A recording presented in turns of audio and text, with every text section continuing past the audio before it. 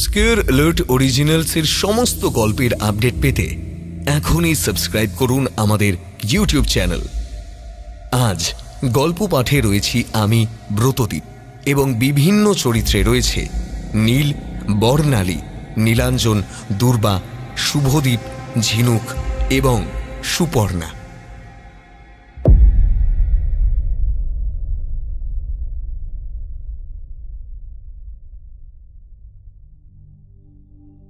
একটা 3 রাস্তার মোড় থেকে একদিকে তাদের বাড়ি, আর একদিকে বাকি মাছওয়ালিদের বাড়ি, আর অন্যদিকে মহা শ্মশান।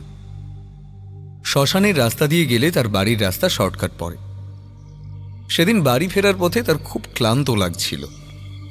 আজকে তার ফিরতে একটু দেরিও হয়ে গেছে। অন্ধকার গাঢ় হয়ে নেমে এসেছে। মাছের ঝুড়ি কোমরে নিয়ে আর বেশ কিছু বেঁচে যাওয়া মাছ তার নীল প্লাস্টিকে নিয়ে দুমাথার মোড়ে এসে থমকে দাঁড়ালো ঝিমলি। আকাশটা মেঘলা করে এসেছে। তার সঙ্গে ঘন ঘন মেঘের গর্জন শোনা যাচ্ছে। ঝিমলি মনে মনে ভাবল, আজ যদি সে ঘুরপথে যেতে চায় তাহলে মাঝ রাস্তায় বৃষ্টি পড়ার সম্ভাবনা রয়েছে, আর এখন একবার বৃষ্টিতে ভিজলে জ্বর আসা অবধারিত। এক প্রকার চিন্তা ভাবনা করেই সে শ্মশানের রাস্তা ধরল। এদিকে রাস্তাটা বেশ শুনশান আর জনমানবহীন। একটা কেবল মেঠো পথ মাঝ বরাবর চলে গেছে। দুপাশে বালি, এর মাটি মিশ্রিত জমি। দুই জায়গায় দুটো চিতায় আগুন প্রায় নিভু নিভু হয়ে চলছে। কেন জানি আজ হঠাৎ তার শরীরটা ভয় ছমছম করে উঠল।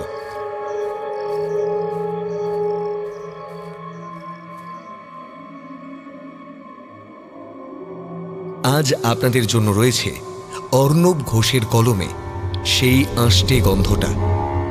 শুনতে থাকুন আজকের গল্প। ধূমপান, মদ্যপান স্বাস্থ্যের পক্ষে ক্ষতিকারক। এতে ক্যান্সার হয়। Smoking is injurious to health. It causes cancer.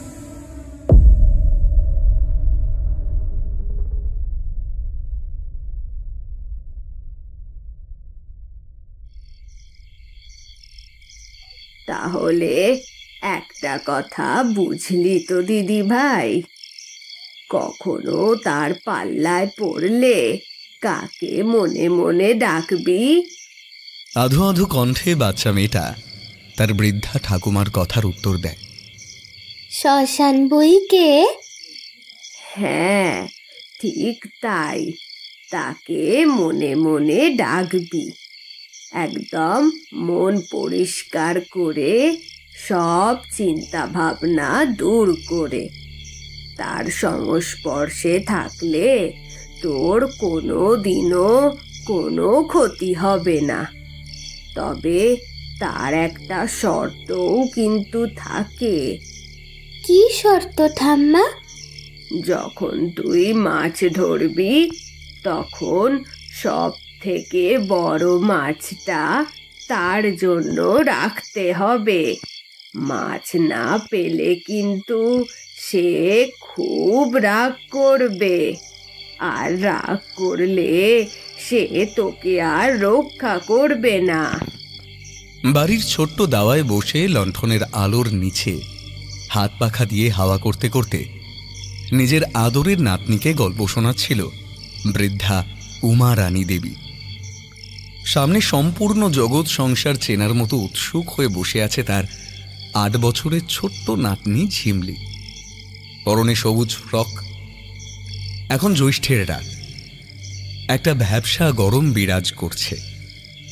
ঝিঁঝি পোকার ডাক ছাড়া রাতের স্বাভাবিক নিস্তব্ধতাকে আর কোনো কিছুই ভঙ্গ করছে না। এরকম দিনে আমরা অনেকেই বাড়ির বারান্দায় বসে বসে নিজেদের দিদা ঠাকুমার কাছে ভূত, পেতনি, ব্রহ্মদৈত্য এইসবের নানান গল্প শুনেছি। সেগুলোর মধ্যে ভয় থাকতো ঠিকই, তবে থাকতো না বর্তমান সময়ের মতো বিকৃত তন্ত্র সাধনার কথা বা মানব মস্তিষ্কের চূড়ান্ত বিকৃত নিদর্শন। থাকতো শুধু ছোটবেলার সেই গা ছমছমে বিশুদ্ধ ভয়। সেই আদিম অকৃত্রিম ভয়েরই স্বাদ নিচ্ছে ঝিমলি।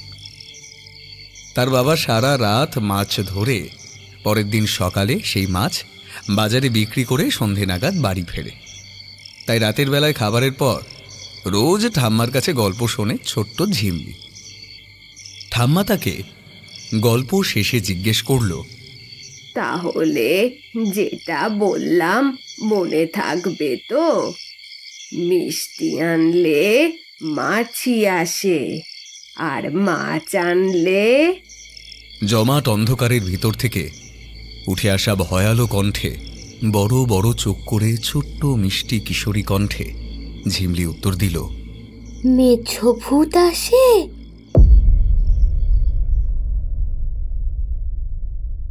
এরপর বছর 30 পরের ঘটনা।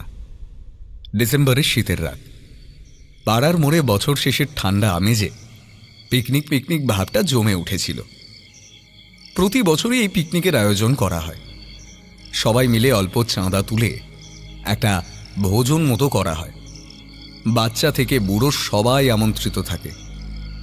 তবে আসল বিষয়টা হলো, পিকনিকের পর বাকি সকলে বাড়ি চলে গেলে ক্লাবের ঘরে একটা আড্ডা বসে, যেটা ওল্ড মঙ্কের সঙ্গে জমিয়ে তোলা হয় রাত বাড়ার সঙ্গে সঙ্গে। বিলু, সুরেশ, সাফায়েত, বাবলু আর তাদের বুড়ো শিবুদা, এই 5 জন মিলেই আসর জমানো হয়। শিবুদা হলো একজন মনোরোগের ডাক্তার।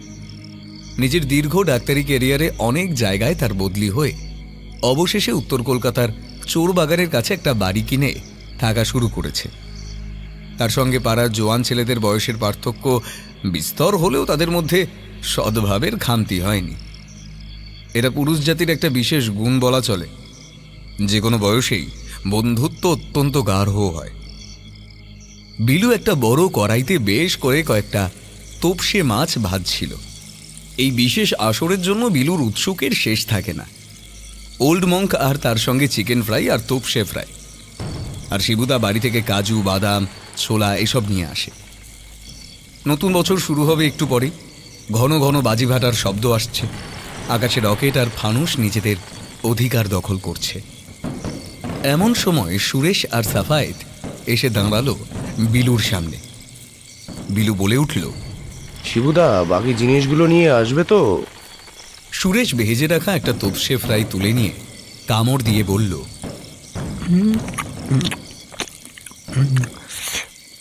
প্রতি বছরই তো আসে, এত টেনশন নিস কেন তুই? সাফায়েত একটু রাগতর স্বরে বলল, সুরেশ, এখন সব খেয়ে নিলে কিন্তু পরে মাল দিয়ে খাওয়ার সাথে কম পড়বে, এই বলে দিলাম। উফ, একটাই তো নিয়েছি, একটু টেস্ট করতে হবে না? বাবলু ভেতর থেকে চিৎকার করে আওয়াজ দিল, আরে তোদের আর কতক্ষণ? আমি ভিতরে রেডি করে দিয়েছি কিন্তু সব কিছু। হ্যাঁ, আমাদেরও হয়ে গেছে। ক্লাব ঘরের ভিতর ওরা 4 জন মিলে সবকিছু আগে থেকেই সেট করে রাখল। কিছুক্ষণ পর বৃদ্ধ ডাক্তার নিজের স্ত্রীকে বাড়ি পৌঁছে দিয়ে হাতে দুটো প্লাস্টিক নিয়ে ক্লাব ঘরে প্রবেশ করল। বাকিরা ততক্ষণে মাটিতে শতরঞ্চি পেতে যে যার জায়গা নিয়ে বসে পড়েছে। শিবুদার জায়গা হলো একদম সামনের দেওয়াল, হেলান দেওয়া জায়গাটায়।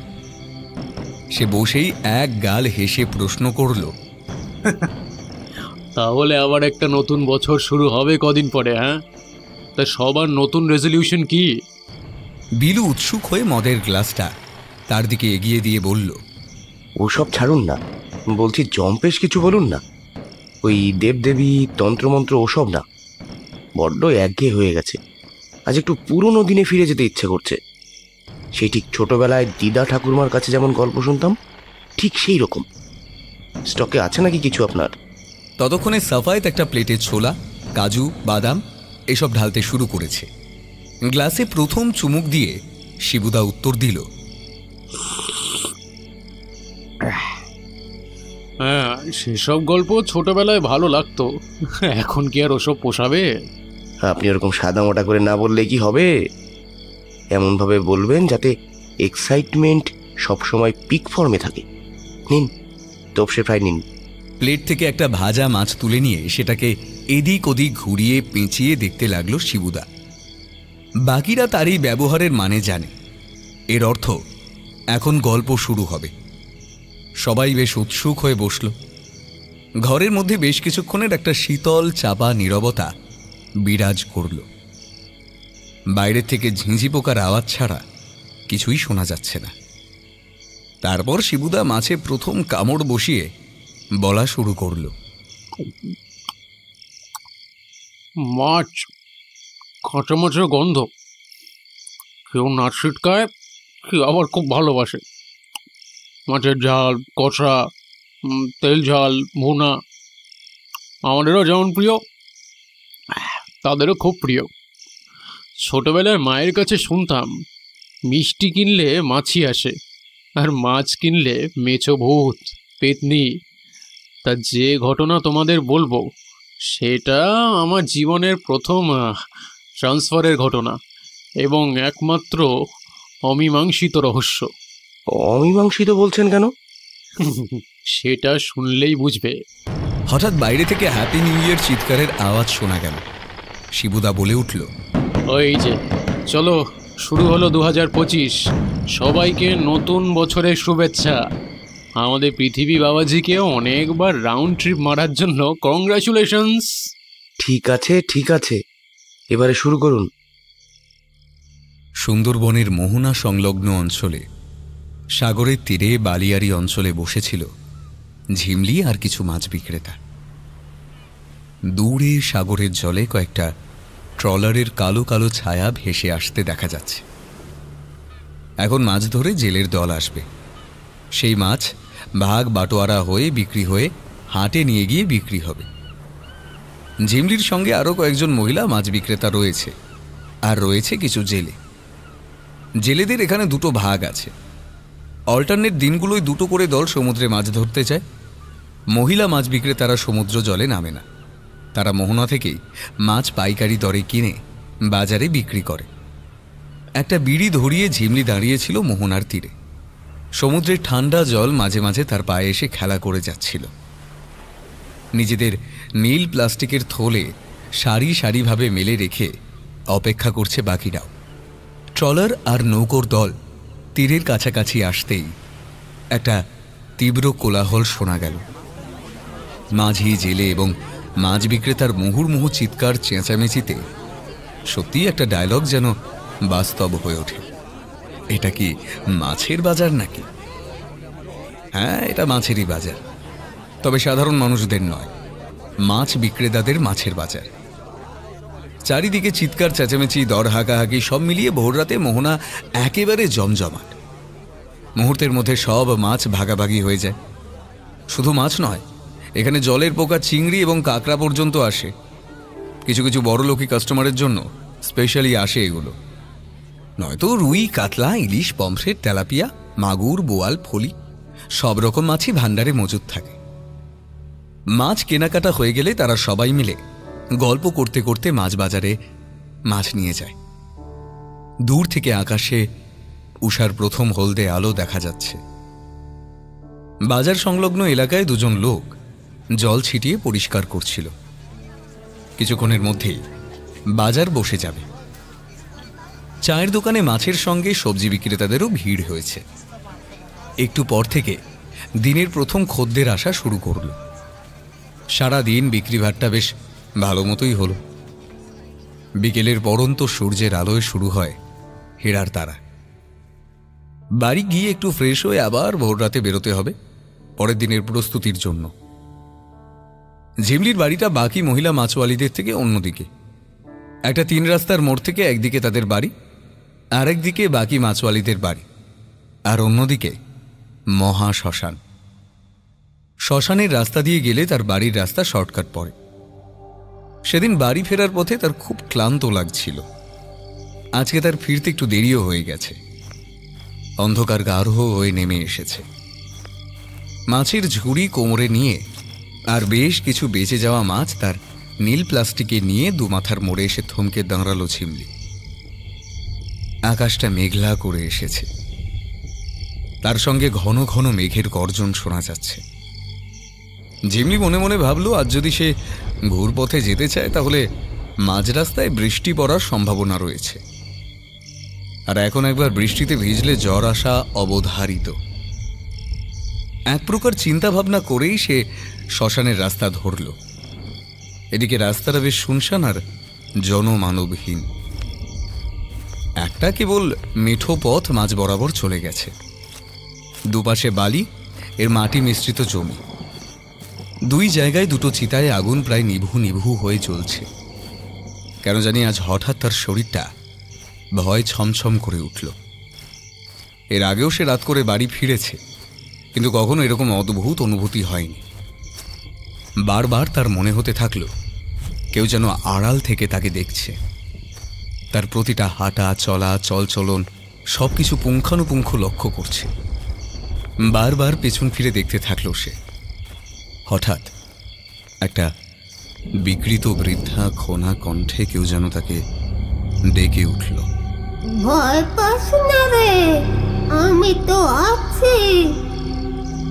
চমকে উঠে এদিক ওদিক ফিরে তাকালো ঝিমলি, কিন্তু কণ্ঠটা তার খুব চেনা চেনা লাগলো, অনেকটা তার ঠাম্মার মতো।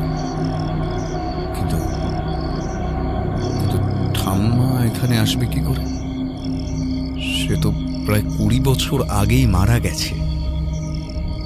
তবু ঝিমলি ভয়ে ভয়ে সেই কণ্ঠকেই আমতা আমতা করে জিজ্ঞেস করলো, ঠাম্মা, এটা কি তুমি? বেশ কিছুক্ষণ কোনো উত্তর এলো না। কালো মেঘটা মাথার উপর আরো ঘনত্ব বাড়িয়ে জমাট বেঁধেছে।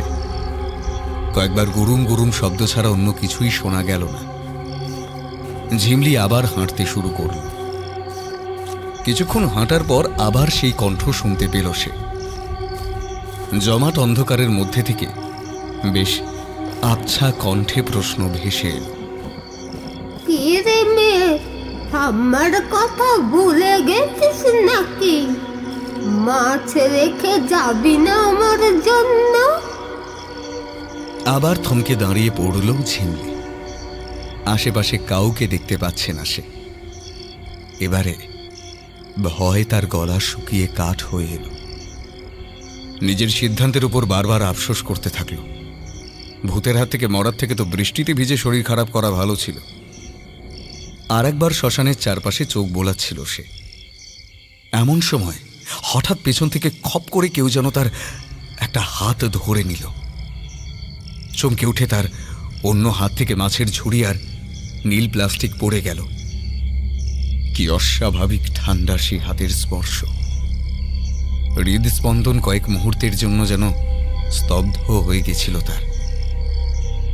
যে হাত ধরেছে তার দিকে তাকিয়ে ঝিমলি দেখল একজন বুড়ি তার হাত ধরে আছে।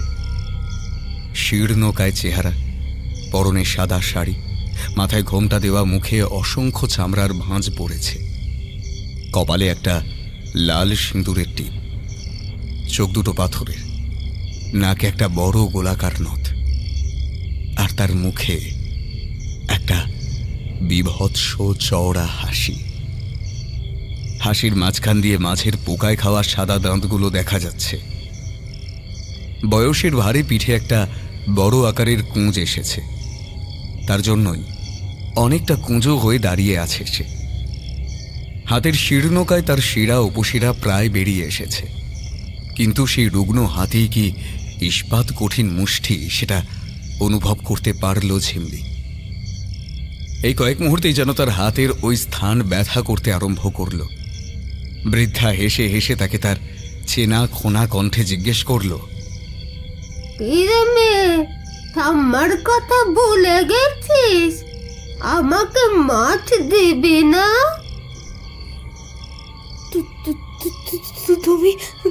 তুমি কে? প্রশ্নটা ভয় ভয় জিজ্ঞেস করলেও বুড়ি এবারে তার হাত ছেড়ে হাসতে হাসতে উত্তর দিল,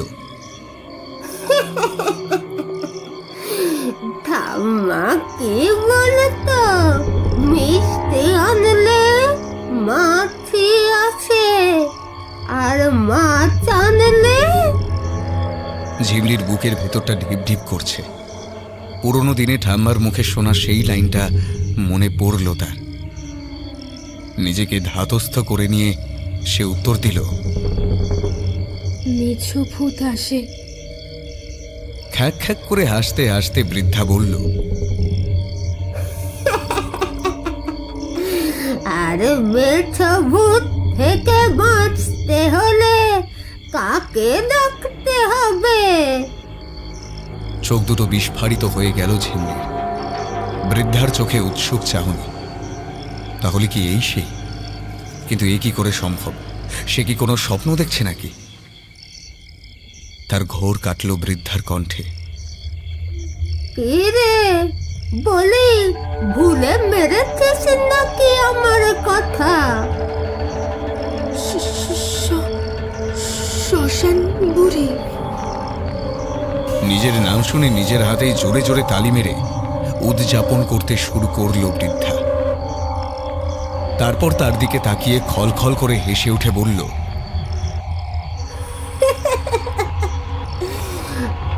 আয় আমার সাথে আয়, ভয় নেই, আয় আয়, এই শ্মশানেই আমার আস্তানা, আয়। বুড়ি এক প্রকার জোর করেই তাকে নিয়ে গেল নিজের আস্তানায়। ভয়টা এখন অল্প কমে এসেছে ঝিমলির। মনে মনে ভাবছে সে ঠাম্মা বলতো শ্মশান বুড়িকে নিজের কাছের সব থেকে বড় মাছটা দিতে হয় তার ভোগ হিসেবে। আজ তার কাছে দুটো ইলিশ আর একটা বড় সাইজের কাতলা মাছ আছে। সেই বড় কাতলাটা তাকে দিয়ে যাবে। বুড়ি তাকে নিয়ে এলো একটা ছোট্ট মতো আস্তানার সামনে। বাঁশ আর কালো কাপড় দিয়ে বানানো একটা আস্তানা। এক জায়গায় ছাই চাপা দেওয়া আছে কিছু কাপড় দিয়ে। এক সাইডে পড়ে আছে কিছু উচ্ছিষ্ট মাছের কাঁটা আর চাল। আস্তানার ভিতর বুড়ি ঢুকতে ঢুকতে বলল, আয় ভিতরে আয়। ভিতরে ঢুকে ঝিমলি দেখল সেখানে পাটকাঠি আর ধুনো দিয়ে একটা স্তূপাকার বানানো। বুড়ি একটা ছোট্ট কৌটো থেকে কিছুটা ঘি তার উপর ঢালল। তারপর তাতে অগ্নি সংযোগ করল। তারপর বুড়ি তার সামনে বসে তাকে তার মুখোমুখি বসতে বলল। বেশ কিছুক্ষণ বুড়ি এক দৃষ্টিতে ঝিমলিকে আপাদমস্তক পর্যবেক্ষণ করে নিল। তার মুখে একটা অস্বস্তিকর হাসি লেগেই আছে। তারপর বুড়ি চোখ বন্ধ করে নিজের হাত বেঁধে বিড়বিড় করে কি যেন একটা মন্ত্র বলল। ঝিমলি দেখল ভোজবাজির মতো তার সেই হাতে চলে এসেছে একটা সাদা ধবধবে সন্দেশ। বুড়ি হাসতে হাসতে তার দিকে সন্দেশ বাড়িয়ে বলল, খামে, বুড়ির ঘরে প্রথমবার এলি, খালি মুখে যাস না, এটা খেয়ে নে। কাপা কাপা হাতে ঝিমলি সন্দেশটা নিয়ে নিল। এরপর সোজা মুখে চালান করে দিয়ে অবাক হয়ে গেল। সত্যিই অত্যন্ত সুস্বাদু মিষ্টি। তারপর বুড়ি তাকে এমন একটা প্রশ্ন করল যেটা আগে শুনলে হয়তো ঝিমলির সন্দেশ আর হজম হতো না। বুড়ি তার স্বভাব বিরুদ্ধ হয়ে হাসির বদলে তীর্যক দৃষ্টিতে তাকিয়ে জিজ্ঞেস করল, তুই তুই মেছো ভূতকে দেখেছিস? প্রশ্নটা শুনেই হঠাৎ বিষম খেতে গেল ঝিমলি। সন্দেশ মুখে কাশতে কাশতে একসা হয়ে গেলেও বুড়ির আর ভ্রুক্ষেপ রইল না।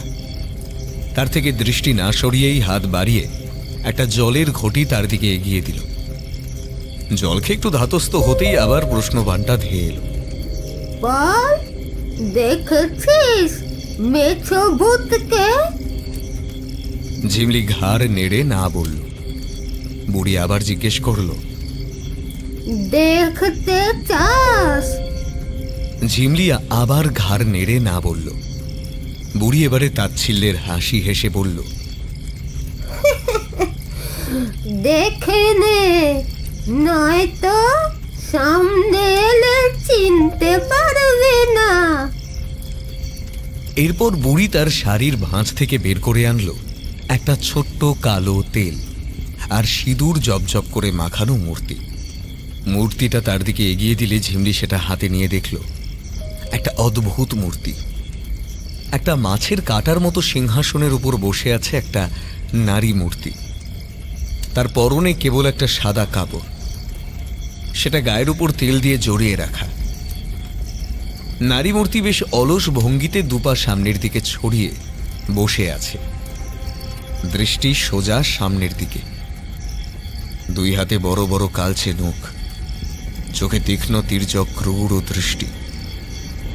কপালে পরানো রয়েছে সিঁদুরের একটা ছোট্ট টিপ। ঠোঁটে লেগে আছে চাপ চাপ কালচে লাল শুকনো রক্ত। পেছনের চুল খোলা এবং অবিন্যস্ত। মূর্তিটা দেখে কেমন কেমন একটু ভয় ভয় করল তার। কম্পিত হাতে মূর্তিটা আবার বুড়িকে ফেরত দিয়ে দিল ঝিমলি। তারপর একটা ঢোক গিলে বলল, কি আমার সামনে কখন আসবে? তোর বাহাতটা দে দেখি। ঝিমলি তার বাঁ হাতটা বুড়ির দিকে এগিয়ে দিল। বুড়ি তার শীর্ণ হাত দিয়ে প্রথমে তার হাতের পাতায় কিছুটা ভালো করে হাত বুলিয়ে তারপর নিজের দৃষ্টি নিক্ষেপ করল। তারপর বেশ কিছুক্ষণে নীরবতা। ইতিমধ্যে বাইরে আরো দুবার মেঘের গুরুম গুরুম শব্দ শুনতে পেয়েছে ঝিমলি। তারপর বুড়ি খুব ক্ষীণ কণ্ঠে বলল, আসবে। তোর ঠাম্মা ঠিক বলেছিল, তোর মাছ নিয়ে কারবার। বাড়িতে মাছ নিয়ে যাস, তোর সামনে আসবে। স্বভাবতই কথাটা যে খুব একটা স্বস্তিদায়ক নয় সেটা বুঝলো ঝিমলি। খুব ভয়ার্ত কণ্ঠে জিজ্ঞেস করল সে, তাহলে আমি বাঁচব কি করে? আবার চেনা হাসিটা দেখা গেল বুড়ির মুখে। হাতটা ফিরিয়ে দিয়ে বলল, ওরা খাবার লোভে আসে, মাছ খাবার লোভে। মাছ দিবি ওকে। মাছ পেলে ওরা কোনো কিছুর তোয়াক্কা করে না। পৃথিবীর সব কিছু ভুলে যায় কয়েক মুহূর্তের জন্য। তবে ওদের খাবার ধরন কিন্তু খুব নোংরা। দেখে হয়তো সহ্য করতে পারবি না, কিন্তু নিজেকে স্থির রাখবি। বমি করবি না বা অন্য কোন রকম কিছু ভঙ্গিমা করবি না। সাবধান। আপনাকে ডাকবো না? অবশ্যই ডাকবি, তবে ওকে আগে ব্যস্ত রাখতে হবে। তার আগে আমায় ডাকার সুযোগ তুই পাবি না। যতক্ষণ ও তোর সামনে থাকবে ওর চোখের থেকে চোখ সরাবি না। মনে সাহস রাখবি, ভয় পাবি না। পিঠ দেখাবি না ওকে। মনে রাখিস, বুকের কাজ পিঠ করতে পারে না। ওকে মাছ দিয়ে ব্যস্ত রাখার পর আমায় ডাকবি। কিন্তু ওই মুহূর্তে আমি আপনাকে ডাকবো কি করে? বুড়ি আবার একটু হেসে সামনের আগুনে হঠাৎ করে নিজের ডান হাত ঢুকিয়ে দিল। দাউ দাউ করে জ্বলন্ত অগ্নির মধ্যে ওই কুঁচকে যাওয়া চামড়ার হাত অমন অবলীলায় ঢুকতে দেখে ঝিমলি স্তম্ভিত হয়ে গেল। বুড়ি যেন আগুনের মধ্যে কি হাতড়াচ্ছে। অনেকক্ষণ হাতড়ানোর পর হাত বের করে আনল। সেই হাতে ধরে রয়েছে একটা লাল মাদুলি মতো। মাদুলিটা তারপর একটা পাত্রে একটু ঘি ঢেলে সেটাকে আগুনে পুড়িয়ে গরম করে নিল। ঘি গরম হয়ে আসলে তাতে একটা মাছের তেল ফেলে মাদুলিটা তার উপরে রেখে বিড়বিড় করে কিছু একটা মন্ত্র পড়ল সে। তারপর মাদুলিটা তুলে এনে ঝিমলিকে বলল, তোর বাঁ হাত দেখি। ঝিমলি কোনো প্রশ্ন না করে নিজের বাম হাত এগিয়ে দিল। তার বাম হাতের কবজিতে বুড়ি শক্ত করে বেঁধে দিল মাদুলিটা। তারপর তার হাতটা শক্ত করে ধরে চোয়াল শক্ত করে বলল, এই মাদুলি আমার পরিপূরক। যখন আমাকে ডাকার প্রয়োজন হবে তখন এই মাদুলি দাঁতে কামড়ে আমাকে মনে মনে ডাকবি, তাহলেই হবে। ঝিমলি ভালো করে হাতের কবজিতে বাঁধা মাদুলিটা দেখতে লাগলো। বেশ সাধারণ মাদুলি, লাল সুতো দিয়ে তৈরি করা। অল্প অল্প পোড়া ঘিয়ের গন্ধ নাকে আসছে। বুড়ি এবারে একটা বিজ্ঞ বিজ্ঞ ভাব করে বলল, আর এসবের বদলে আমায় কে দিবি? এই শেষ কথাটা একরকম ভ্রু নাচিয়ে জিজ্ঞেস করলো বুড়ি। চমক ভেঙে ঝিমলি তড়িঘড়ি তার ব্যাগ থেকে সেই বড় সাইজের কাতলা মাছটা বের করে তার দিকে এগিয়ে দিয়ে বলল, এই মাছটা আপনার জন্য রেখে দিয়েছি। বুড়ির চোখ যেন চকচক করে উঠল। সে তাড়াতাড়ি মাছটা নিয়ে দুহাতে সেটার গায়ে হাত বুলাতে বুলাতে বলল, তুই এই এত বড় মাছটা বুড়ির জন্য এনেছিস? কি সুন্দর মাছটা! এখন এখন তুই যা, বাড়ি যা। এত সুন্দর মাছটা। ঝিমলি আস্তে আস্তে উঠে দাঁড়ালো। তারপর দেখলো বুড়ি সেই মাছটার আঁশ তার দুহাতের ধারালো নখ দিয়ে ছাড়াতে শুরু করলো। তারপর আগুন থেকে একটা পাটকাঠি তুলে নিয়ে কাছের এক প্রান্ত থেকে ঢুকিয়ে আর এক প্রান্ত থেকে বের করল। তারপর তিনটে কাঠি একটার সঙ্গে আর একটা তির্যকভাবে রেখে দিয়ে একটা পোড়ানোর জালি মতো বানালো। তার উপর মাছটা রেখে দিয়ে তাতে ভালো করে তেল মাখালো। ঝিমলি দাঁড়িয়ে দাঁড়িয়ে সবটা দেখল। মাঝে মাঝে মাছটার চামড়ায় হাত দিয়ে আবার দেখছে কাঁচা ভাবটা সম্পূর্ণ গেছে কিনা। তর যেন তার আর সইছে না।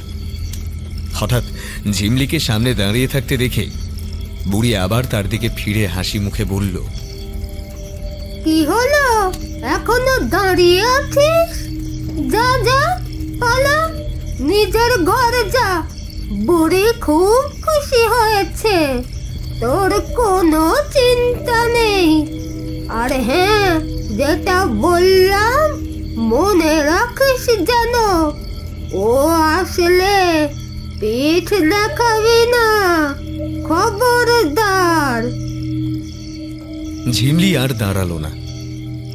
আস্তানা থেকে বাইরে বেরিয়ে সোজা হাঁটা লাগালো বাড়ির দিকে। শ্মশানের রাস্তা অতিক্রম করে যখন সে গ্রামের মূল পথে আবার এসে উপস্থিত হলো তখন একটু স্বস্তির নিঃশ্বাস ফেলল সে। হাঁটতে হাঁটতে বাড়ির দিকে এগোলো সে। তার নীল প্লাস্টিকের থলের ভেতরে দুটো ইলিশ মাছ রয়েছে, একটা পিস পিস করা আর একটা গোটা। প্লাস্টিক চুয়ে চুয়ে কয়েক ফোঁটা রক্ত রাস্তার উপর পড়তে পড়তে চলেছে। ঝিমলির সেদিকে খেয়াল না করেই সোজা হাঁটতে থাকলো বাড়ির উদ্দেশ্যে। পেছনে যে একটা অতিমানবিক ঘটনা ঘটে গেল হয়তো হয়তো কেউ খেয়াল করল না তা। সে রক্তের গন্ধে রক্তবিন্দুর উপর থেকে ভেসে এলো একটা চঞ্চল মুখ। তারপর বেশ কিছুক্ষণ তার উপর নিজের নাক দিয়ে গন্ধ শুকে তারপর নিজের লম্বা চেরা চিপ দিয়ে সেটা চেটে নিল। কালো হাতের নখটা তার অজ্ঞান অবস্থায় বারবার রাস্তার উপর টক টক করে শব্দ করছিল। রক্তের স্বাদ পেয়ে গিয়েছিল সে। এখন শুধু গজে অনুসরণ করতে হবে সেই মহিলাকে, তারপর সে চুটিয়ে মাছ খেতে পারবে। জিভটা একবার সারা মুখে চেটে পরিষ্কার করে নিল। তার তীক্ষ্ণ চোখের দৃষ্টি সামনে অন্ধকারে ধীরে ধীরে অদৃশ্য হয়ে যাওয়া ঝিমলির দিকে। দরজা খুলে ঝিমলি নিজের ঘরে ঢুকে প্রথমে একটা দীর্ঘশ্বাস ফেলল। নীল প্লাস্টিক রান্নাঘরে রেখে বাথরুমে এগিয়ে গেল তার হাত পা ধুতে। চোখে মুখে জলের ঝাপটা দিল। বেশ অস্বস্তি লাগছিল এতক্ষণ। বাথরুম থেকে বেরিয়ে শাড়ির আঁচল দিয়ে মুখ মুছতে মুছতে রান্নাঘরে প্রবেশ করল। নীল প্লাস্টিক থেকে ইলিশ মাছ দুটো বের করতেই একটা চাপা আষ্টে গন্ধ নাকে এলো তার। সেটা খুবই স্বাভাবিক, মাছ বের করলে আষ্টে গন্ধ বেরোবে, কিন্তু গন্ধটা যেন একটু বেশি তীব্র লাগছে। একটা সূক্ষ্ম সন্দেহের দানা মনের ভেতর বাসা বাঁধল। ঘরে অন্য কোনো অপার্থিব বস্তুর উপস্থিতির লক্ষণ অনুভব করল সে। তারপর সঙ্গে সঙ্গে দুটো বিষয় সম্পর্কে অবগত হয়ে এক মুহূর্তের মধ্যে সম্পূর্ণ সজাগ হয়ে গেল তার প্রতিটা স্নায়ু। আঁশটে গন্ধটা আরো তীব্রতর হয়েছে, তার সঙ্গে একটা টিকটিক করার শব্দ, অনেকটা নখ দিয়ে আঁচড় কাটার মতো শব্দ। ধীর পায়ে ঝিমলি রান্নাঘর থেকে বাইরে বেরিয়ে এলো। দরজার কাছে আসতেই ভয় স্থির হয়ে স্থানুর মতো দাঁড়িয়ে রইল। দেওয়ালে হেলান দিয়ে তার দিকে মুখ করে বসে আছে সে, দৃষ্টি সোজাসুজি ঝিমলির চোখের দিকে। তার সেই তেল জবজবে শরীর, উস্কো খুস্কো অবিন্যস্ত চুল, সাদা কাপড় দিয়ে ঢেকে রাখা দেহ, লম্বা কালো বড় নখ, চোখে পাষাণের চাহনি এবং চোখের শ্বেত অংশ উধাও। শুধু মনি দুটো থেকে বেরিয়ে আসছে এক গুচ্ছ আবেদন। ঠোঁট দুটো ঈষৎ খোলা, দাঁতে লেগে থাকা কিছু মাছের আঁশ আর রক্ত, আর গায়ে জড়িয়ে থাকা সাদা কাপড়। শ্মশান বুড়ির কথা বলবে সেটা ঝিমলি জানত, তবে এত তাড়াতাড়ি বলবে সেটা সে আশা করেনি। মুখোমুখি এসে পড়েছে সে, মেছো ভূত। দেওয়ালে একটা ক্যালেন্ডার ঝোলানো ছিল, তাতে ভগবান বিষ্ণুর দশাবতারের মৎস্য অবতারের পৃষ্ঠা খোলা ছিল। সেটার উপর পরম স্নেহে হাত বোলাচ্ছে সে। ঝিমলি একবার আলতো নড়ে শুধু চোখের মনি বাইরে বেরোনোর দরজার দিকে ঘোরালো। মুহূর্তের মধ্যে সামনের প্রাণীটা তার দিকে দৃষ্টি ঘোরালো। ঝিমলি আবার চোখ ফিরিয়ে আনলো তার দিকে। শ্মশান বুড়ির কথা অনুযায়ী চোখ ফেরানো যাবে না, পিঠ দেখানো যাবে না। যদি দুটোর কোনোটাও হয়, নির্ঘাত মৃত্যু। নিজের স্নায়ুগুলোকে একটু ধাতস্থ হতে সময় দিল ঝিমলি। আরো 10 মিনিট তার দিকে স্থির দৃষ্টিতে তাকিয়ে এক জায়গায় মূর্তির মতো দাঁড়িয়ে রইল সে। তারপর আস্তে আস্তে পেছন ঘুরে রান্নাঘরের দিকে যাওয়ার চেষ্টা করল। যেই মাথাটা আলতো করে পেছনে ঘুরিয়েছে, সঙ্গে সঙ্গে সামনের মূর্তিটা সজাগ হয়ে তার দিকে তাকিয়ে উঠল। ঝিমলি আবার সামনে ফিরে তার দৃষ্টিতে দৃষ্টি মেলাল। হৃদস্পন্দন অত্যন্ত দ্রুত ছুটছে তার। তারপর সামনে তাকিয়ে আন্দাজে 1 পা 2 পা করে পিছিয়ে যেতে থাকলো রান্নাঘরের দিকে। সামনের বিভৎস প্রাণীটা এখন ক্যালেন্ডারের কাগজটা কুটি কুটি করে ছিঁড়ে বের করতে চাইছে ভিতরের মাছটাকে। তার মুখ থেকে একটা কষ আর লালারস টপ টপ করে গড়িয়ে পড়ছে। ঝিমলি আস্তে আস্তে কাটা ইলিশ মাছের আঁশ ছাড়াতে শুরু করল। কিন্তু কে জানে কেন তার চোখের সামনে বারবার শ্মশান বুড়ির প্রতিকৃতি ফুটে উঠছিল। কোনো মতে নিজেকে সংযত রেখে তার দিকে স্থির দৃষ্টি রেখে আঁশ ছাড়ালো ঝিমলি।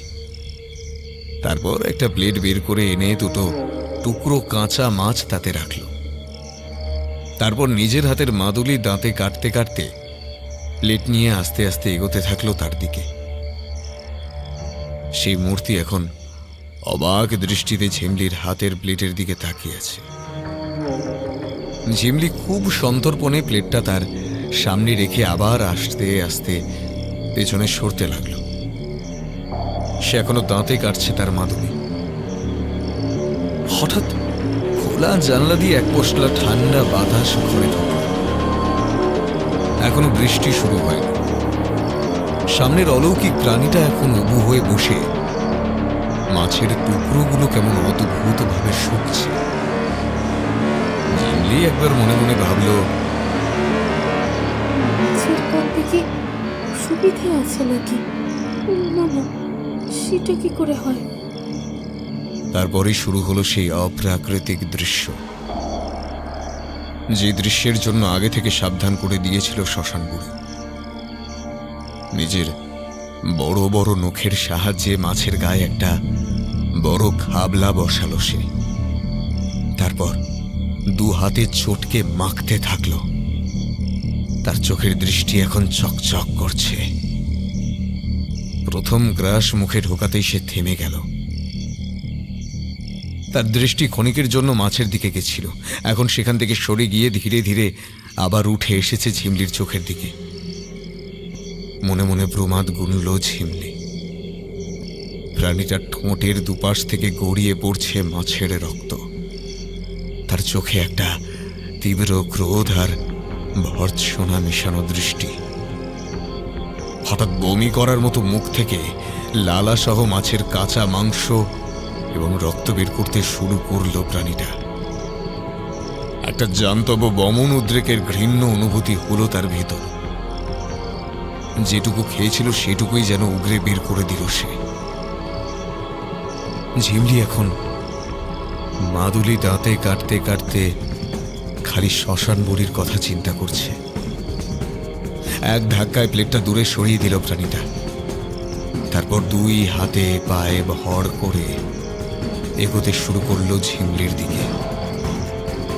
ঝিমলি এতক্ষণ পর লক্ষ্য করেছে তার পা দুটো উল্টানো।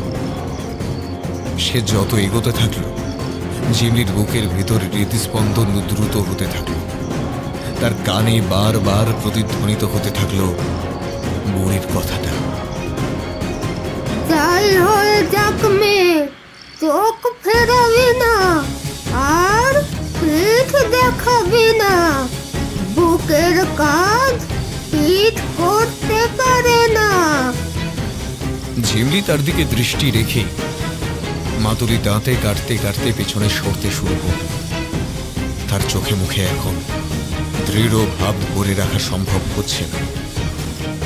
অনেকক্ষণ ধরে তো মাদুরি দাঁতে কাটছে সে, তবুও শ্মশান বুড়ি আসছে না কেন?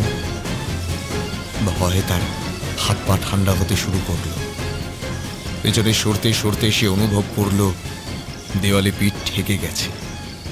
সামনের মূর্তিটা এগিয়ে বেঁকিয়ে বেশ অদ্ভুত ভঙ্গিতে শরীরটা নিয়ে তার দিকে এগিয়ে আসছে। ঝিমলি হাঁটু গেড়ে বসে পড়ল।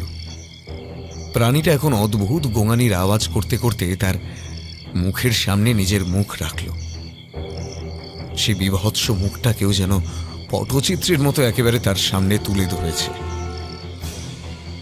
লম্বাটে মুখ, শ্যামলা চামড়ার রং, দুটো ঘন কালো চোখ, ঠোঁটের দুপাশ থেকে গড়িয়ে পড়া লালা মিশ্রিত রক্ত, দাঁতের থেকে ঝুলন্ত কাঁচা মাছের আঁশ আর রক্ত, এবং শরীর থেকে আসা আষ্টে দুর্গন্ধ। যে কোনো সুস্থ মানুষ একাকী ঘরের ভেতর রাতের অন্ধকারের পর্দায় এই দৃশ্য দেখলে অজ্ঞান হয়ে যাবে। ঝিমলি অনুভব করল তার শাড়ির নিচের অংশটা ভিজে গেছে। আতঙ্কে আর কখন যে এই অবস্থা হয়ে গেছে খেয়াল করেনি। মূত্রের ঝাঁঝালো গন্ধ পরিবেশের ভয়াবহতা বৃদ্ধি করতে বাড়তি সংযোজন করল। প্রাণীটা তার লালচে চিপটা বের করে ঝিমলির মুখের উপর একবার চালনা করল। একটা চ্যাটচ্যাটে তরলে ঝিমলির মুখটা গেল ভরে। এক রাশ ঘেন্নায় তার শরীরের ভেতরটা গুলিয়ে উঠল। কিন্তু এত কিছুর পরেও ঝিমলি নিজের চোখ ঠিক স্থির রেখেছিল প্রাণীটার চোখের দিকে। তবে বর্তমানে মুখের উপর তার জিভের অকথ্য অত্যাচার আর সহ্য করতে পারছে না সে। চূড়ান্ত পর্যায়ে গিয়ে সে সবে নিজের চোখ বন্ধ করতে যাবে, হঠাৎ সামনের মূর্তিটা দ্রুত দুই হাত দুই পায়ে ভর দিয়ে পেছনে সরে গিয়ে যেখানে বসেছিল সেখানেই ফিরে এলো। তারপর ওপরের দিকে তাকিয়ে একটা বিকট চিৎকার করল। তারপর কেমন ভোজবাজির মতো সে হাওয়ায় বিলীন হয়ে গেল। সারা ঘর জুড়ে একটা জমাট নিস্তব্ধতা ছেয়ে এলো।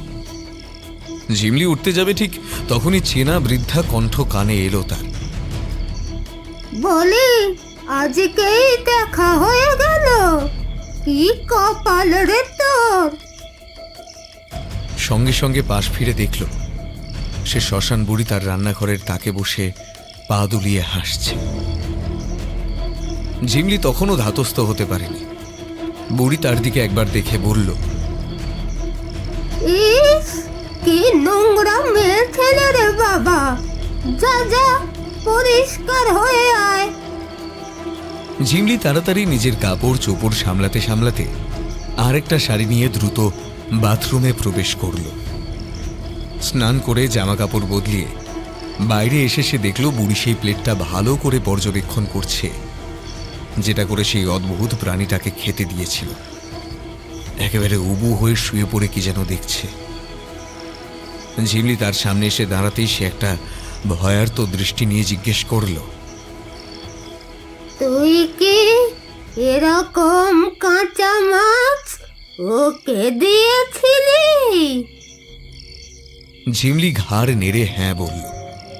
সঙ্গে সঙ্গে বুড়ি ধপ করে মেঝের উপর বসে পড়ল। তার চোখে মুখে অসহায়তায় একটা দৃষ্টি রয়েছে। খুব ক্ষীণ কণ্ঠে সে বলল, অনেক বড় ভুল করে ফেললি রে মেয়ে, অনেক বড় ভুল। আচ্ছা, ও কি খেয়েছিল নাকি উগরে বের করে দিয়েছিল? ঝিমলি কিছুই বুঝতে পারল না তার কথা। তার মধ্যে থেকে ভয়ের বিষয়টা এখনো পুরোপুরি যায়নি। সে আমতা আমতা করেই বলল, মানে হ্যাঁ হ্যাঁ মানে খাইনি। কিরকম করে বের করে দিয়েছিল? কেন কেন কি হয়েছে? কথাটা শুনে বুড়ি মাথা নিচু করে ফেলল। বেশ কিছুক্ষণ কেউ কোনো কথা বলল না। তারপর মাথা তুলে বুড়ি বলল, প্লেটটা নিয়ে আমার কাছে আয়। ঝিমলি কাঁপা কাঁপা হাতে প্লেটটা তুলে নিয়ে তার সামনে এগিয়ে দিল। বুড়ি মুখ তুলে প্লেটটা নিয়ে বলল, মাছের রক্ত ওদের একদম পছন্দ না। ওদের খাওয়াতে হয় মানুষের মতো, তেল ঝাল মশলা দিয়ে। কাঁচা মাছ ওরা খায় না। মাছের রক্ত দেখলেই ওরা যা খায় সেটাই রক্ত বমি করে দেয়। এই যে রক্ত প্লেটের উপর পড়ে আছে, এটা ওর বমির রক্ত। ও এখন তোর বাড়ি রোজ আসবে, রোজ তোর কাছে রোজ খেতে আসবে। ঝিমলি এই কথা শুনে স্তম্ভিত হয়ে গেল। ভূতকে যে রেঁধে বেড়ে খাওয়াতে হবে এই কথা সে কোশমিন কালেও শোনেনি। ভূতের প্রাকৃতিক বৈশিষ্ট্য হলো তারা কাঁচা মাংস খায়, রক্ত তাদের প্রিয় জিনিস। এ তো উল্টো জিনিস। এখন কি রোজ রোজ তার জন্য রেঁধে খাওয়াতে হবে নাকি? আবার একটু এদিক ওদিক হলে তো প্রাণটাও আর থাকবে না। আমতা আমতা করে ঝিমলি বলল, সে কি রোজ আসবে? কিছু করে কি আটকানো যায় না? একদিনের ভুলের জন্য রোজ তার খেসারত দেওয়া? প্রাণ হাতে নিয়ে এইভাবে আর কতদিন করব? আমারই ভুল, তোকে আগে বলা উচিত ছিল এই বিষয়টা আমার। তখন মাছের লোভে বলতে ভুলে গেলাম। বুড়ি, তোর এখন এত ভুল মন হয়েছে? যাই হোক, এখন ত্রুটি যখন হয়ে গেছে তখন একটা পদ্ধতিতে আটকানো যায়। তার জন্য যা লাগবে সেটা পাওয়া খুব মুশকিল। কেন? কি লাগবে আর কি করতে হবে? বুড়ি উঠে হাঁটতে হাঁটতে ছেঁড়া ক্যালেন্ডারের উপর হাত রাখল। ঝিমলি দেখল ক্যালেন্ডারের ছেঁড়া কাগজটা আবার আগের মতো হয়ে গেল। বিষ্ণুদেবের মৎস্য অবতার আবার সমহিমায় বিরাজমান হলেন। বুড়ি ক্যালেন্ডারের মাছ দেখিয়ে বলল, মহামৎস্য যজ্ঞ করতে হবে। বাইরে এতক্ষণে আকাশ ভেঙে বৃষ্টি শুরু হলো। তীব্র ঠান্ডা বাতাস আর বৃষ্টির জলের ছাট ভিতরে এসে পড়ছে। বুড়ি জানলার দিকে দ্রুত হেঁটে গিয়ে হাসতে হাসতে বলল, বৃষ্টি হচ্ছে, এক কাজ কর তুমি, একটু গরম জলে মধু আর চন্দন মিশিয়ে দে তো। চন্দন বাটায় বাটতে বাটতে ঝিমলি দেখল বুড়ি জানলা দিয়ে তাকিয়ে আছে এক দৃষ্টিতে, যেন বহু যুগ পরে সে আবার বৃষ্টি দেখল। ঝিমলি জিজ্ঞেস করল, মহামৎস্য যজ্ঞ করতে কি কি প্রয়োজন বললেন না তো? বুড়ি একটা দীর্ঘশ্বাস ফেলে আবার হাঁটতে হাঁটতে দেওয়ালে ঠেস দিয়ে বসে বলল, আগে তোকে বলে দিই, মহামৎস্য যজ্ঞে ঠিক কি হবে। কাল রাতে আমি আর তুই তোর বাড়ির উঠোনে এই যজ্ঞ করব আসলে আমি, কিন্তু তোর ভূমিকাও থাকবে। ওই যজ্ঞের ঠিক মাঝপথে আবার আসবে সে, তখন তোকে এক বিশেষ পদ ওকে খাওয়াতে হবে। ওটাই এক প্রকার তোর প্রায়শ্চিত্ত হবে। কি বিশেষ পদ? দাঁড়া দাঁড়া, আগে এক এক করে শেষ করতে দে। আমার গরম জল হলো। ঝিমলি দেখল গ্যাসের উপর বাটিতে বসানো জল উষ্ণ গরম হয়ে এসেছে। গ্যাস অফ করে জলটা গ্লাসে ঢেলে তাতে কিছুটা মধু আর চন্দন বাটা মিশিয়ে বুড়ির দিকে এগিয়ে দিল। বুড়ি প্রথম চুমুক দিয়েই বলল,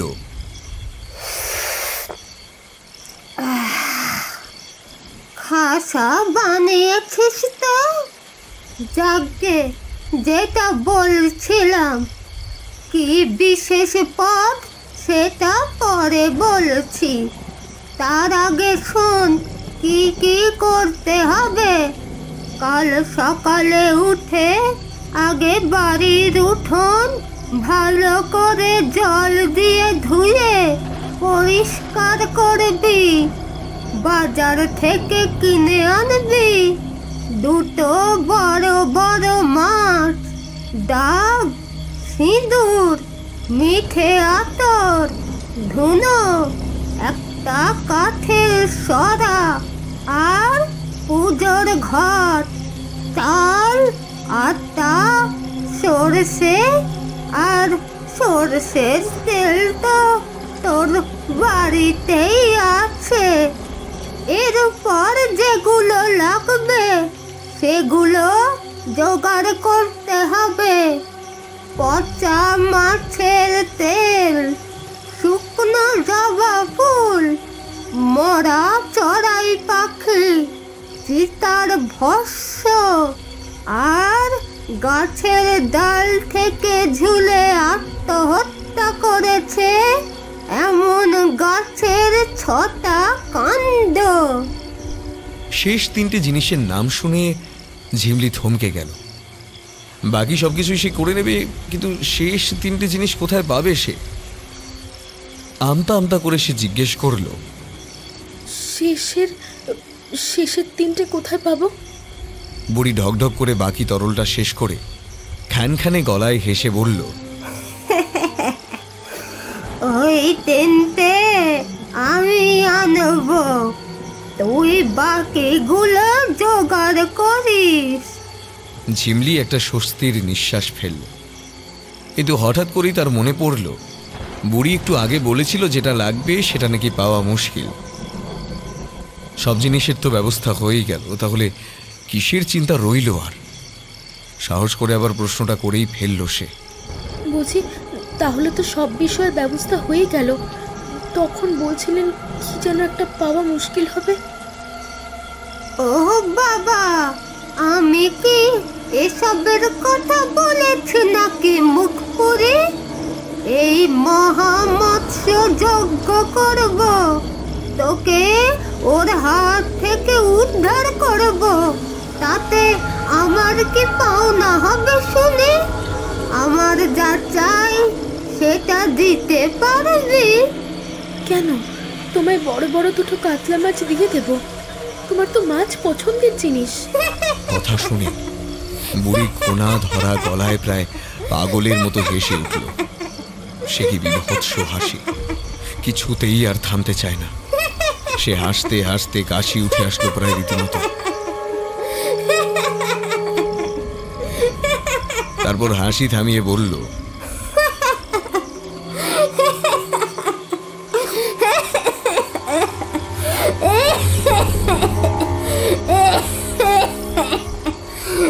নারায়ণ দশা দেখতে কষ্টে, একটু জলও দেয় না। বুড়িকে সঙ্গে সঙ্গে এক গ্লাস জল এনে দিল ঝিমলি। ঢকঢক করে জল খেয়ে বুড়ি বলল, কাতলা মাছে কি সব কিছুর দাম হয়? এ হলো মহাযজ্ঞ, সাধারণ মূল্যে কি আর এর দাম মেটানো সম্ভব? তাহলে তুমি বলো কি চাও? বুড়ি ধীরে ধীরে তার মুখের সামনে নিজের মুখ নামিয়ে আনল। হঠাৎ একটা তীব্র উগ্র গন্ধ নাকে এলো ঝিমলির। এমনিতেই ওর কড়া ধাঁচের গন্ধ ঠিক সহ্য হয় না। এই গন্ধটাও কেমন যেন একটু ঝিম ধরানোর মতো। মাথার ভেতরটা খালি খালি লাগছে তার, খুব গাঢ় ঘুম পাচ্ছে। তখন বুড়ি একটা চওড়া হাসি হেসে প্রায় ফিসফিস করে বলল, ভোলা শঙ্কর মাছ। এরপর আর কিচ্ছু মনে নেই ঝিমলির। চোখের সামনেটা আস্তে আস্তে অন্ধকারচ্ছন্ন হয়ে গেছিল। বাইরে তীব্র বৃষ্টির ফলে সৃষ্ট ঠান্ডা হাওয়ায় তার মানসিক বিধ্বস্ততা কিছুটা হলেও আরাম পেল। ভটভট শব্দে মোটর নৌকোটা আসতে আসতে জলের মধ্যে দিয়ে এগোচ্ছিল। একজন ছোকরা মতো ছেলে গলা ছেড়ে গান করছিল। ডেকের উপর বসেছিল ডাক্তার শিবতোষ চ্যাটার্জি আর তার স্ত্রী মহুয়া চ্যাটার্জি। মেঘমুক্ত পরিষ্কার আকাশে একদল চেনা পাখির ঝাঁক উড়ে গেল।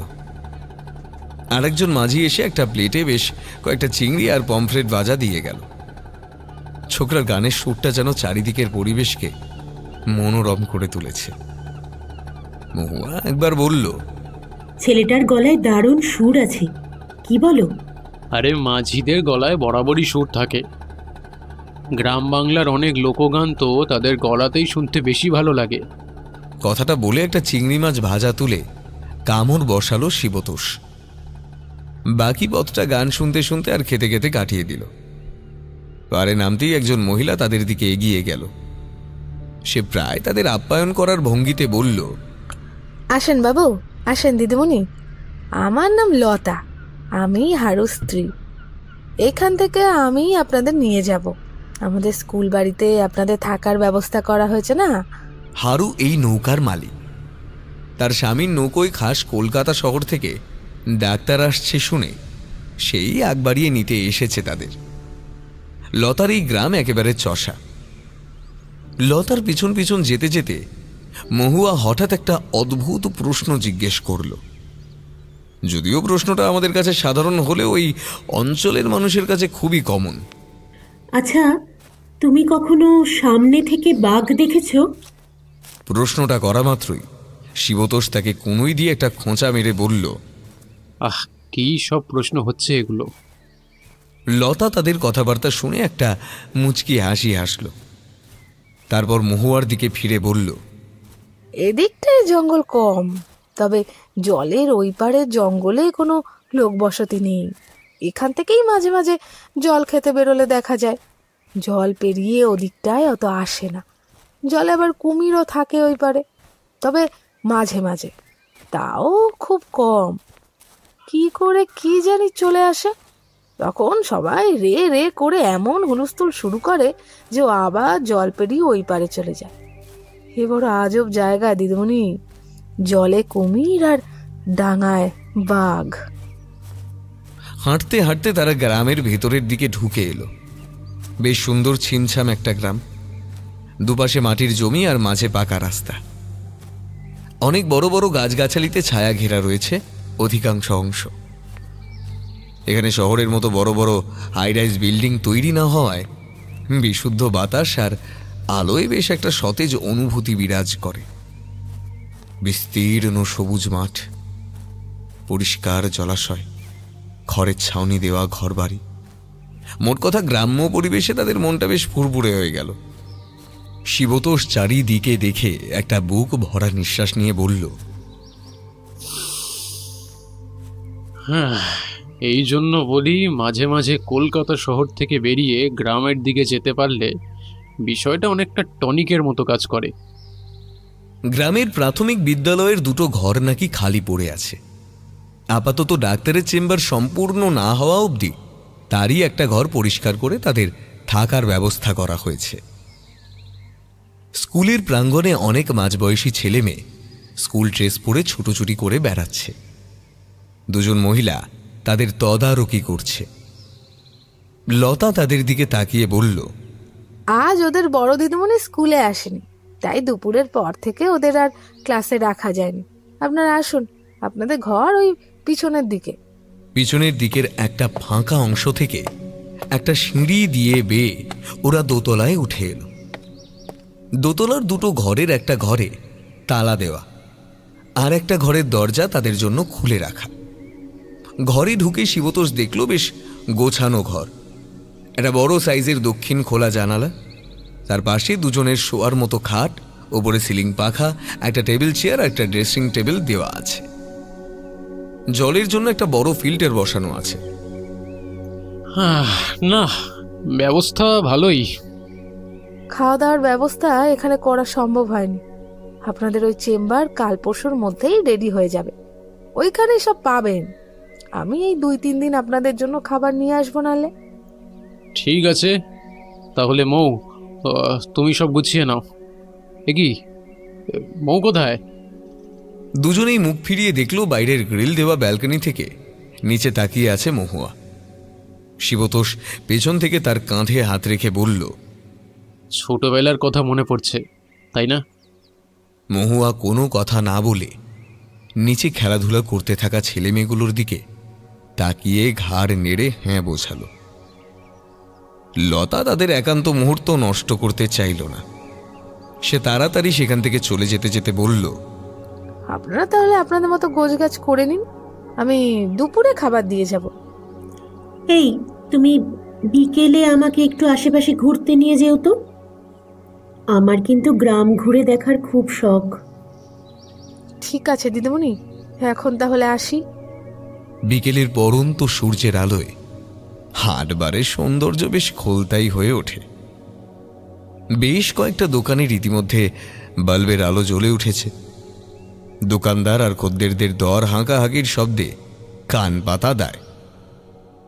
ঝিমলি একটা দোকানের থেকে দুটো ডাব, সিঁদুর, মিঠে আতর, ধুনো আর কাঠের সরা কিনে সবে মাত্র বেরিয়েছিল।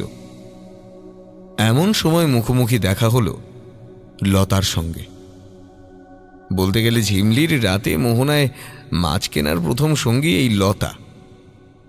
বয়সে যদিও লতা একটু বড়, কিন্তু তাও তাদের বন্ধুত্বে কোনো রকম বাধা সৃষ্টি করেননি। গতকাল রাতে ঝিমলি মোহনায় মাছ কিনতে যেতে পারেনি। ঝিমলি দেখল লতার সঙ্গে আবার এক শহুরে মহিলা রয়েছে। লতা তাকে দেখেই এক গাল হেসে বলল, কি হলো ঝিমলি, আজ সকালে মোহনায় মাছ আনতে গেলে না? ঝিমলি যেন ঠিক এই একটাই কারণে মনে মনে চাইছিল যাতে তার সঙ্গে লতার দেখা না হয়। একটু অপ্রস্তুত অবস্থায় পড়ে গিয়ে আমতা আমতা করেই বলল, আসলে বাড়িতে ওই রাতে একটা পুজো আছে গো লতা দিদি, ওটার জন্য একটু বাড়িঘর পরিষ্কার করলাম, জিনিসপত্র কেনাকাটি করলাম, তাই আর রাতে যাওয়া হয়নি। ওমা, তাই নাকি? কি পুজো করছো? কিছুই তো বললে না। এসব বাড়তি প্রশ্ন যেন তার সহ্যই হচ্ছে না। কোনো মতে সে পালাতে পারলে বাঁচে, তাই নিজের মতো একটা উত্তর বানিয়ে দিয়ে বলল, আসলে একটা ছোট্ট মানত ছিল, ওটাই পুজো করব, একাই তো করব, তাই কাউকে আর বলিনি। আজ রাতে পুজো আছে, কাল থেকে আবার যাব। আচ্ছা বলছি, ইনি কে? ও, ইনি?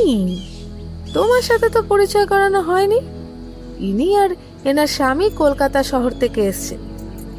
খুব বড় ডাক্তার এনার স্বামী। আজ থেকে আমাদের গ্রামেই থাকবেন। নমস্কার জানালো মহুয়া, আর ঝিমলিও প্রতি নমস্কার জানালো। তারপর মহুয়ার দিকে ফিরে একটা অপ্রস্তুতের হাসি হেসে বলল, আমি আসছি গো লতা দিদি, কাল রাতে আবার মোহনায় মাছ কিনতে আসবো। চললাম গো। হ্যাঁ। এই বলে সেখানে দাঁড়ালো না ঝিমলি আর। হন হন করে এগিয়ে চলল সে তার বাড়ির দিকে। লতা অবাক দৃষ্টিতে তার দিকে তাকিয়ে রইল। মহুয়া একবার জিজ্ঞেস করল, ও কি তোমার বন্ধু ছিল? হ্যাঁ, আমরা একসাথে ভোর রাতে মাছ কিনতে মোহনায় যেতাম। ওর নাম ঝিমলি। অন্ধকার ঘনিয়ে আসার সঙ্গে সঙ্গে ঝিমলিও ধীরে ধীরে মহুয়া আর লতার দৃষ্টির বাইরে মিলিয়ে গেল। পরিষ্কারভাবে কামানো উঠোনের মাঝে একটা ছোটখাটো যজ্ঞকুণ্ড তৈরি করে তার সামনে বসে আছে শ্মশান বুড়ি। তার পাশে অনুগত ভৃত্যের ন্যায় বসে আছে ঝিমলি। বুড়ি বেশ কিছুক্ষণ চোখ বন্ধ করে বিড়বিড় করে মন্ত্র পড়ে নিল। তারপর ঝিমলির দিকে তাকিয়ে কড়া ভাষায় বলল, একটা কথা কিন্তু আমি বারবার বলে রাখছি মেয়ে, এই মহাযজ্ঞের প্রধান নাম আমার গুরু। তাকে যদি 1 সপ্তাহের মধ্যে তার অর্ঘ্য না পাওয়া যায় তাহলে কিন্তু।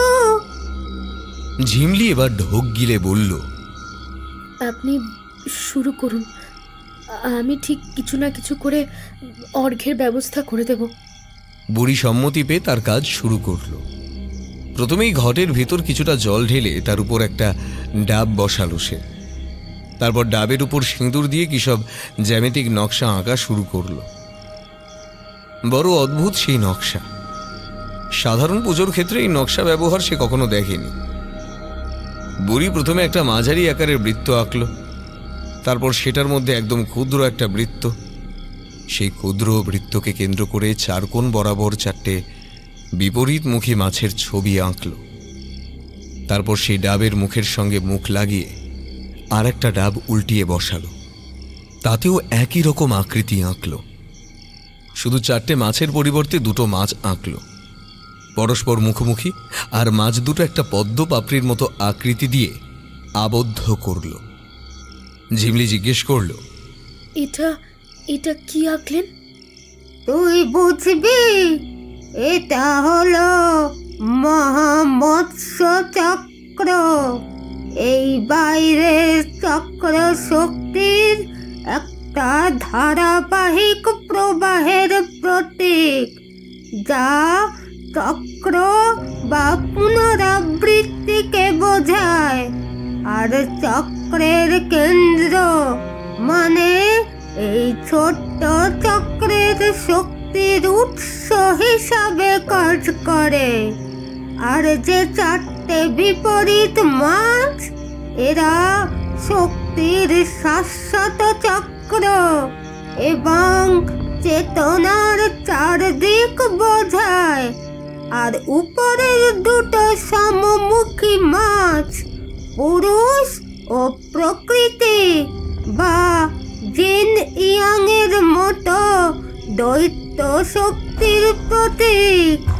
আর এই যে পাপড়ি দেখছিস, এই পদ্ম পাপড়ি হলো শুদ্ধি ও আধ্যাত্মিক জাগরণের প্রতীক। তোর এসব জেনে লাভ নেই, তোকে যেটা বলবো এবারে করবি। ওই মোরা চড়াই পাখিটার শরীর থেকে সমস্ত পালক আর চামড়া বের করে শুধু মাংস পিণ্ডটা কাঠের সরার মধ্যে রাখবি। তারপর তার মুখটা আটা দিয়ে বন্ধ করে 1 ঘন্টা ধরে আগুনে পোড়াবি ভালো করে। ঝিমলি কোনো উপরি প্রশ্ন না করে লজ্জা ঘেন্না মাথায় তুলে পালক ছাড়াতে বসল। এর মধ্যে বুড়ি অনেক কিছু করল, যেগুলো ঝিমলি সূক্ষ্মভাবে লক্ষ্য করল। সে চাল, মিঠে, আতর সর্ষে, ধুনো আর চন্দন দিয়ে একটা মিশ্রণের সেই লালা মতো মাখল। তারপর সর্ষের তেল দিয়ে দুটো মাছের শরীরে ভালো করে লাগাতে থাকলো। একটা মিষ্টি গন্ধে আশেপাশের বাতাসটা একটু ভারী হয়ে এলো, মিঠে আতরের গন্ধ।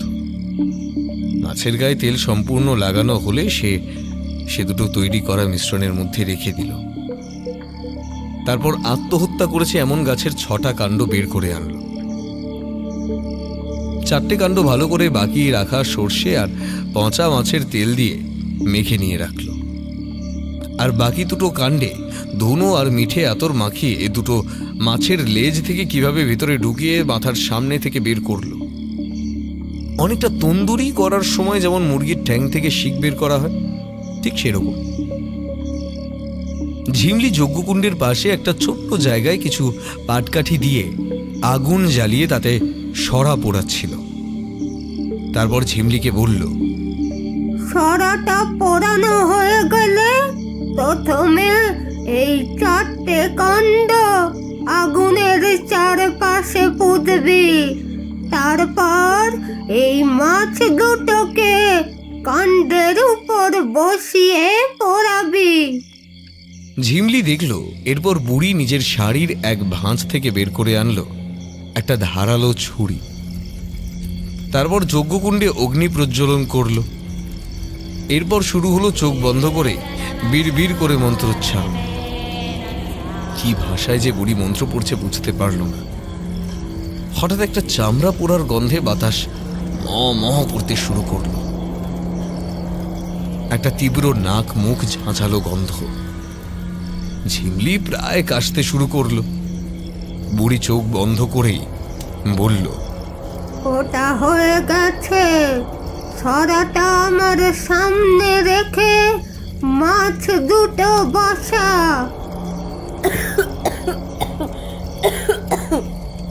ঝিমলি কাশতে কাশতেই সরাটা বুড়ির সামনে রেখে দিল।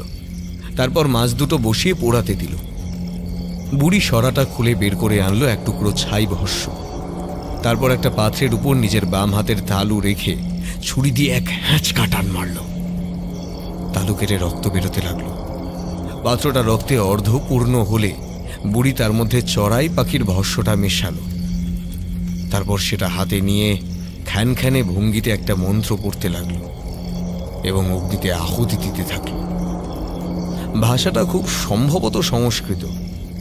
ওম ক্ষুদ্রভূতায় নমঃ মৎস্যরূপে আগচ্ছ জানিনা। ওম ক্ষুদ্রভূতায় নমঃ মৎস্যরূপে আগচ্ছ জানিনা। আহুতি আগুনে পড়তে বুড়ি তার দিকে ফিরে ছুরিটা এগিয়ে দিয়ে বলল, তোর নিজের বাম হাতের তালু কেটে ঠিক 5 ফোঁটা রক্ত মাছের গায়ে ফেল। কেন? কেন আমার রক্ত দিয়ে কি হবে?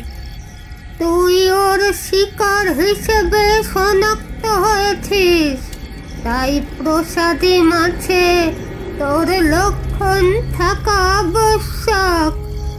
মেলা প্রশ্ন করিস না, যা বলছি কর। বাম হাতের তালু কেটে নিল। তারপর ঠিক গুনে গুনে 5 ফোঁটা রক্ত ফেলল। তারপর বুড়ি পচা জবা ফুল আর মালায় চিতার ভস্য লাগিয়ে মাছের উপর বসিয়ে দিল। এরপর কিছুক্ষণের অপেক্ষা। শান্ত নীরবতার পরিবেশ। কারোর মুখে কোনো কথা নেই। জবা ফুলের লালচে রংটা পুড়তে পুড়তে কালচে হতে থাকল। হঠাৎ ঝিমলির মনে হলো বাতাসটা হঠাৎ যেন ভারী হয়ে আসছে। একটা মেছো আঁশটে গন্ধ নাকে ভুর ভুর করে আসছে। গাটা পাক দিয়ে উঠল তার। ঝিমলি দেখলো বুড়ির মুখে সেই অমায়িক হাসিটা দৃষ্ট হচ্ছে। হঠাৎ একটা চেনা গার শব্দ কানে এলো তার। পরিচিত গোঙানি। সে আসছে, এগিয়ে আসছে। মাছের আষ্টে গন্ধটা আরো তীব্রতর হচ্ছে। হঠাৎ অন্ধকারের মধ্যে একটা ধোয়ার কুণ্ডলির মাঝখান থেকে ভোজবাজির মতো উদয় হলো সে। ঝিমলি তাকে দেখে চমকে উঠল। সেই একই রূপ, শ্যামলা গায়ের রং, তেল জবজবে শরীর, সাদা কাপড়ে কালো বড় বড় নখ, মণিবিহীন চোখ, রক্তাক্ত ঠোঁট, আর শরীর থেকে আগত আষ্টে পচা গন্ধ। তীক্ষ্ণ তির্যক দৃষ্টি সোজা এসে পড়ছে ঝিমলির সামনে পুড়তে থাকা মাছ দুটোর উপর। তার লালচে টকটকে জিভটা একবার নিজের ঠোঁটের উপর সঞ্চালিত হয়ে গেল লোভের বিকৃত চাহিদায়। বুড়ি ফিসফিসিয়ে বলে উঠল, মাছ দুটো ওর দিকে এগিয়ে দে। ঝিমলি ঘেন্না মিশ্রিত ভঙ্গিতে কাপা কাপা হাতে গরম মাছ দুটো তুলে ধরল। সামনের প্রাণীটা শরীরটাকে অদ্ভুত তেড়িয়ে বেঁকিয়ে তার দিকে এগিয়ে আসলো। তারপর ঝিমলির হাতের উপর মুখ এনে কি যেন ভালো করে দেখলো, আর নাক টেনে টেনে শুকল। হয়তো আগের বারের মতো কাঁচা আছে কিনা সেটা পরীক্ষা করে নিল। তারপর তার হাত থেকে মাছ দুটো নিয়ে হাতের মতো গোগ্রাসে গিলতে থাকলো।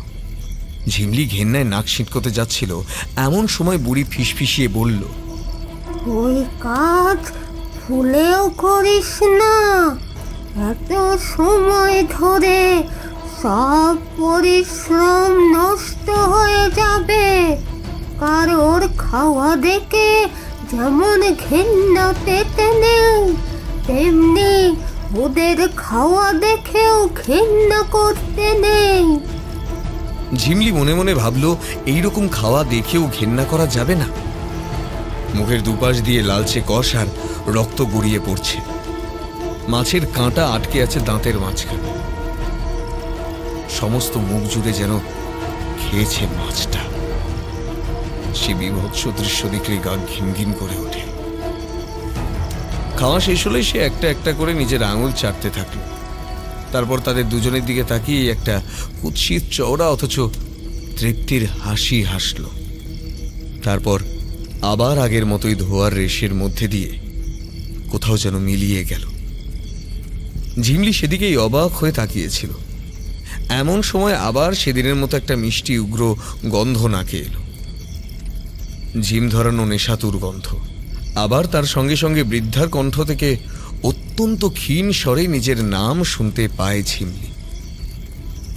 ঘাড় ঘুরিয়ে দেখে বৃদ্ধা সেদিনের রাতের মতন একদম তার মুখের সামনে নিজের মুখ নামিয়ে এসেছে। ঝিমলি, ভোলা শঙ্কর মাছ। চোখ দুটো যেন নিজের থেকেই বন্ধ হতে শুরু করলো ঝিমলির। চোখের সামনে বুড়ির অবয়বটা কেমন যেন আবছা হতে শুরু করলো। ধীরে ধীরে মোহাচ্ছন্নের মতো ঘুমের কোলে ঢলে পড়ল সে। তারপর ধীরে ধীরে সম্পূর্ণ অন্ধকার হয়ে এল। মাঝরাতের অন্ধকারের চাদর গায়ে জড়িয়ে বাড়ির আঙিনায় পড়ে থাকলো ঝিমলির অচৈতন্য দেহটা। এই অবধি বলে গল্প থামালো শিবুদা, ওরফে ডাক্তার শিবতোষ। মদের গ্লাসে আরেক চুমুক দিয়ে বলল বাবলু, তারপর কি হলো? ভোলাশঙ্কর মাছ পেল ওই ঝিমলি?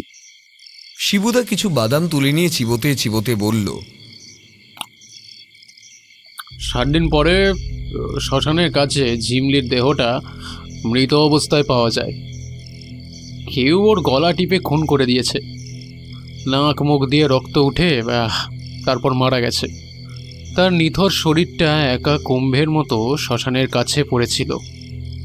কথাটা শোনা মাত্রই সবার নেশা যেন এক নিমেষে ছুটে গেল।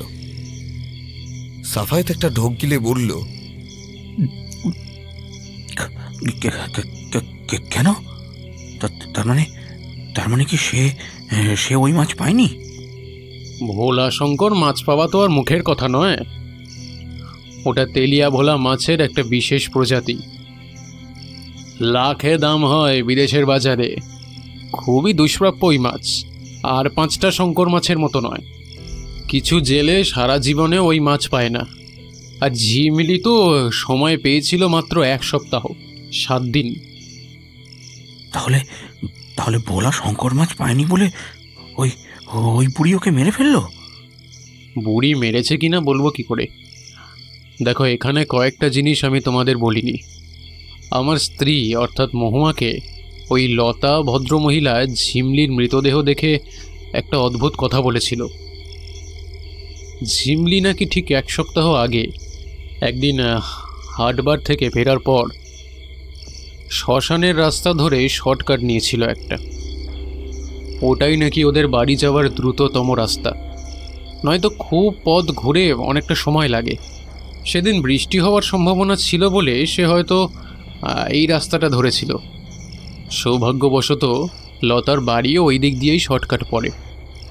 সে একটু পরেই ওই রাস্তা দিয়ে যাচ্ছিল, তখন দেখে শ্মশানের মাঝখানে বসে আছে ঝিমলি। সে নাকি নিজের সাথেই নিজে কথা বলছে, তবে একবার প্রশ্ন করেছে তার নিজের গলায়, আরেকবার উত্তর দিচ্ছে একটা বুড়ি মানুষের গলায়। বিলু কথাটা শোনার সঙ্গে সঙ্গেই বলে উঠল, মাল্টিপল পার্সোনালিটি ডিসঅর্ডার। হতে পারে। হয়তো ছোটবেলা থেকে ঠাকুমার কাছে ওই শুনতো মাছ নিয়ে গল্প, মেছো ভূত, শ্মশান নিয়ে, সে তো আমিও অনেক শুনেছি।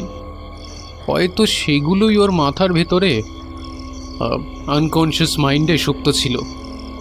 এখন আমি ভাবছি হয়তো মেছো ভূত যেটা ঝিমলি দেখেছিল সেটারও হয়তো কোনো অস্তিত্ব নেই। ও নিজেকে নিজেই ওটা ভাবত। সুরেশ আর একটা তোপসে ফ্রাই তুলে নিয়ে বলল, তার মানে শ্মশান বুড়ি, মেছো ভূত সব ভ্যানিশ। ঝিমলি ইনসিকিউরিটিতে এসে নিজের গলা টিপে ধরেছিল। Sad death, very sad. ঘরের মধ্যে একটা নিস্তব্ধতা বিরাজ করছে, তাও আবার চাপা। টিক টিক ঘড়ির শব্দ বলছে রাত 1:30 বাজে। শিবুদাকে দেখে মনে হলো সে কিছু বলতে চায় কিন্তু বলেনি, কিরকম যেন উসখুস করছে কিছু একটা বলার জন্য। বাবলু আবার জিজ্ঞেস করল, কিছু বলবেন শিবুদা? ভাবছি একটা কথা বলবো। কেউ কি এমনভাবে নিজের গলা টিপতে পারে যেন গলাটা পুরো সরু চিমসে হয়ে যায়? সবার নেশা ততক্ষণে উড়ে গেছে, সবাই এক দৃষ্টিতে শিবুদার দিকে তাকিয়ে আছে। ধীরে ধীরে শিবুদা মদের গ্লাস রেখে ওঠার পরিক্রম করতে করতে বলল, তোমরা এনজয় কন্টিনিউ করো, আমি উঠলাম। কেউ বাধা দান করল না তাকে। ধীরে ধীরে বৃদ্ধ ডাক্তার হাঁটতে হাঁটতে ক্লাব ঘর থেকে বেরিয়ে এলো। এমন সময় সুরেশ প্রশ্ন করল, একটা প্রশ্ন কিন্তু থেকেই যাচ্ছে। গল্পে শিবুদার এন্ট্রি সবার শেষে হয়, তাহলে উনি পুরো ঘটনাটা সিন বাই সিন জানলেন কি করে? এক রাশ বিস্ময় নিয়ে একে অন্যের দিকে তাকাতে থাকল। শিবুদার মদের গ্লাসটা এখনো ভর্তি। সে কি তবে খায়নি মদ, নাকি শিবুদা আজকে আসেননি? কোনটা? ওরাই এতক্ষণ নিজেদের মধ্যে গল্প করছিল। বাবলু শুধু মৃদুস্বরে একটা তোপসে ফ্রাই তুলে নিয়ে বলল, মিষ্টি আনলে মাছি আসে, আর মাছ আনলে? কোনো উত্তর নেই। আর আজও দিতে পারেনি চোরবাগান ক্লাবের সদস্য বাবলু, বিলু, সাফায়েত আর সুরেশ।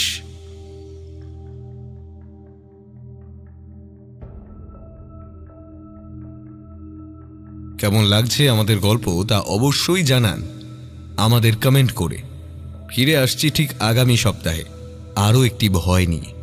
ততক্ষণের জন্য সবাই ভালো থাকুন এবং গল্প শুনুন।